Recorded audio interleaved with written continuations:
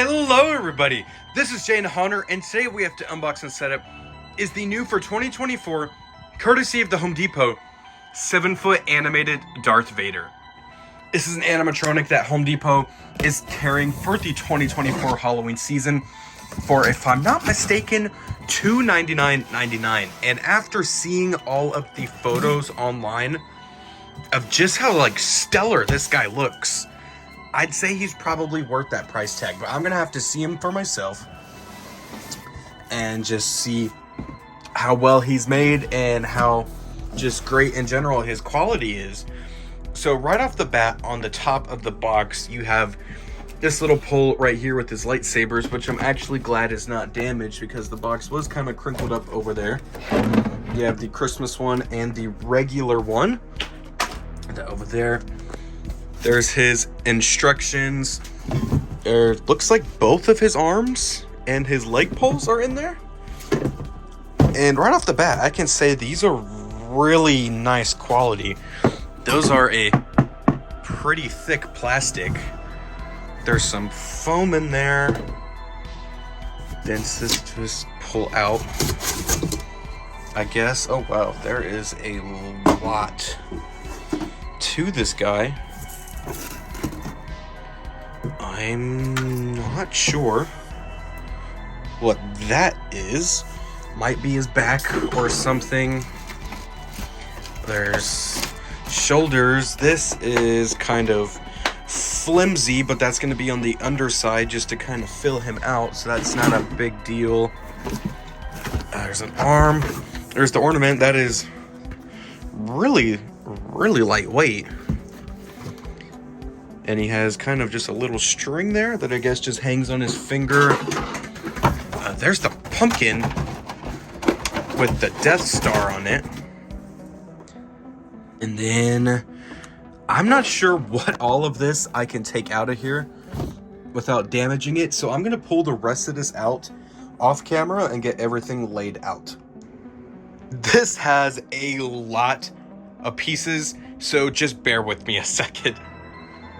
You have the two base covers, his head, the adapter, the control box frame with two of the motors, what I presume is going to be his chest plate, shoulder, not sure what that is yet, but this is part labeled N, various plastic pieces, the instructions, the bag with all of the clothing, the two different lightsabers, one regular, one Christmas, these two strange poles that have these hooks on the side of them, not sure what those are for just yet, the arm with two servo motors attached, two regular poles, a regular arm with wires coming out of it, the waist form with part of a notch sticking off of it, the base, the pumpkin, a standalone hand, a hand that holds the lightsaber handle, the ornament, his 2 feet, and 2 pieces of leg foam. Go ahead and just kind of look around, make sure I didn't miss anything, and make sure you are not missing anything. Let's get to a setup. First, set your base in your desired location. Make sure you don't have it backwards like I just did. Place it in your desired location and locate those base covers and place B on the back and then put C in the front. They are going to slide into each other with these notches. Once that is slid in, they will sit perfectly up on top of the base, like so. Next, locate your boots, and when looking at it, on the left-hand side is going to go your boot labeled F, and then your boot labeled E is going to go on the right-hand side. Now you're going to locate your poles labeled G and snap lock those in at the top. Next, go ahead and slide your leg foam on over those poles, and then locate your costume bag and pull out the pants and slide that on over your current assembly. After sliding on over the clothes, go ahead and locate your mid-frame assembly that has the hip ring and this strange fork connector in the middle. Snap lock that into the poles, and then you're going to locate your part of the assembly that has the control box and the motors and snap lock that into place right there, like so. Next, go ahead and locate your chest piece labeled L and attach that to the corresponding connector right above the control box. And then locate your shoulder frame and slide that in to the pre-drilled holes that are in the frame. They are not going to go into the pins sticking up, which is what I initially thought. There are holes in the shoulder assembly for those to go into. Next, locate this strange piece labeled N, and as I figured, this is going to be part of your back assembly of the guy, and that is going to fill him out right there. Now we are going to start to pull up his clothes. Next, feed the arms through the frame. The one arm that just holds the pumpkin or the ornament slides right through, no issue, and connects with a fork connector up at the shoulder. But the arm with the servo motors, please be extremely aware so that you don't damage your prop, that there is Velcro to split apart the sleeve so this can slide up through easier. This part does not bend at all. As I stated, this does have the servo motors, and this will attach behind the shoulder frame with a very small pin connection. I did have to lubricate this to get this to go in properly, but afterwards it went in no problem. This arm has 3 wires coming from it that will need to be plugged in, and this arm over here has a singular wire that will need to be plugged in. Now we are going to pull up his clothes all the way to his shoulders. Next, go ahead and locate your cufflinks labeled Q and slide those on over the sleeves. Now we are going to put on the rest of the plastic pieces. Slide on over the shoulder form, and I have to say this was pretty difficult to get in there. There are going to be holes burned into the costume, and you are going to have to go into the back of the prop and kind of slide on over the shoulder frame that you have so you can locate those pins right there, if you can see what I'm pointing to, and slide those into so that they connect properly.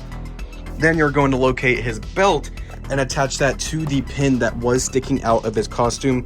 Run that wire through that same hole and plug it into the corresponding wire coming from the control box. While you are back there, it would be a good time to go ahead and plug in the IR sensor and the wiring for the lighting that is on this portion of his armor. Next, go ahead and snap lock on his head, and now we're going to Velcro up the back of him and put on his cape.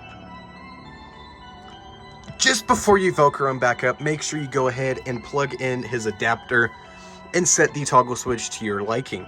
There is a sensor mode and off mode that can also be used to trigger the step pad, and in lights only mode where all of his lights will just stay illuminated until you flip it to sensor or unplug him. Next, go ahead and choose what look you want for Darth Vader. Do you want the Halloween look?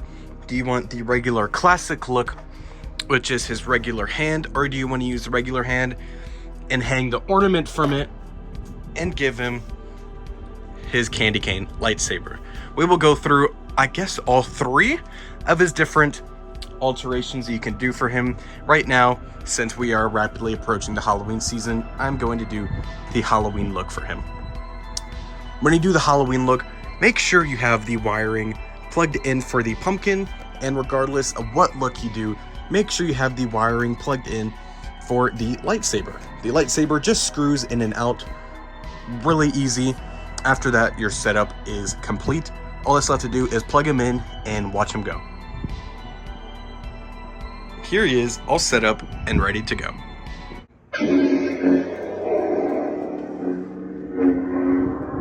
Your holiday spirit is impressive. Most impressive. It is your destiny. Join me, and together we can rule the holidays.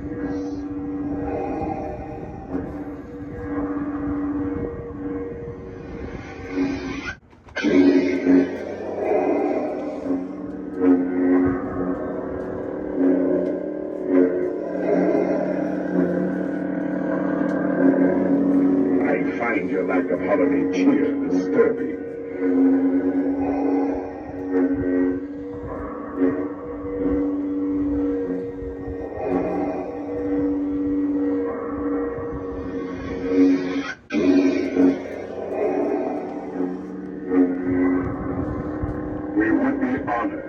if you would join us for this holiday celebration. My master requests your presence.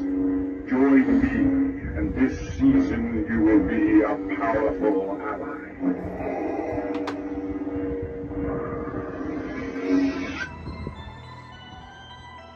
And that, ladies and gentlemen, is the new for 2024 Darth Vader from the Home Depot. I'm going to go off for the record and immediately say, I personally am not a fan of Star Wars.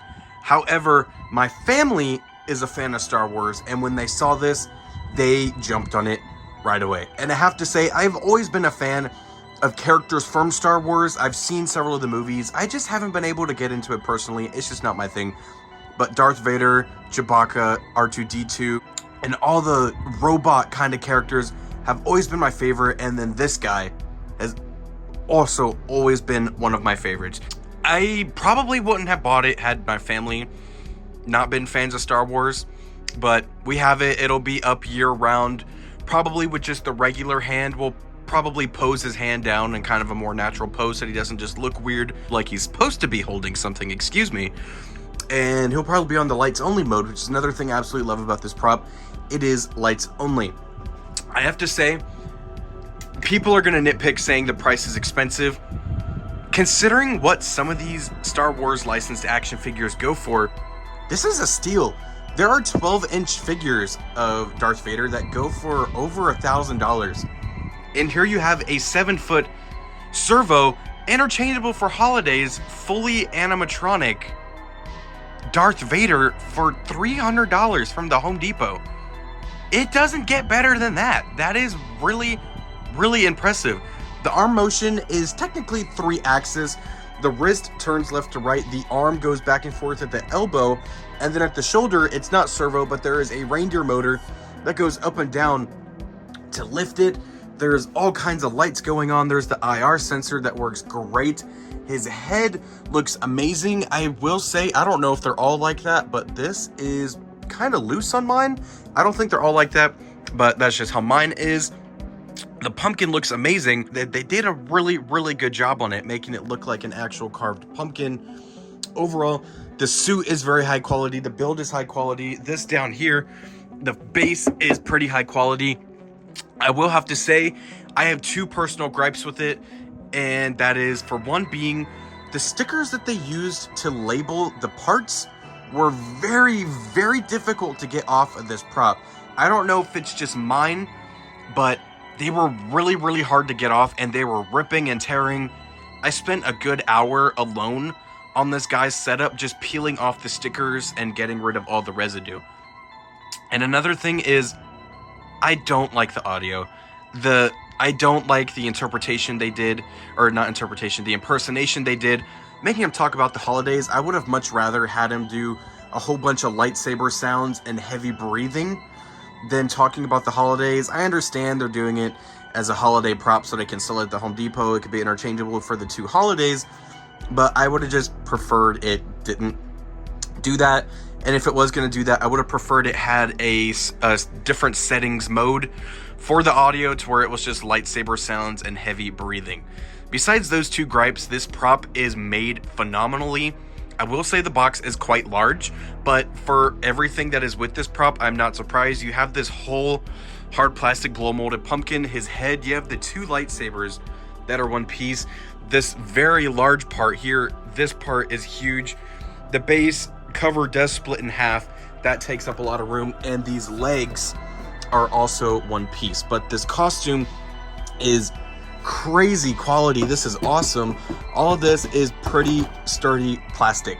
This is done really, really well. Kudos to SVI, kudos to the Home Depot for this guy. This was done really, really well. And if you have the opportunity to grab this prop and you are a Star Wars fan, I would definitely pick it up before it was gone, because I see this doing much, much better than Yoda did last year.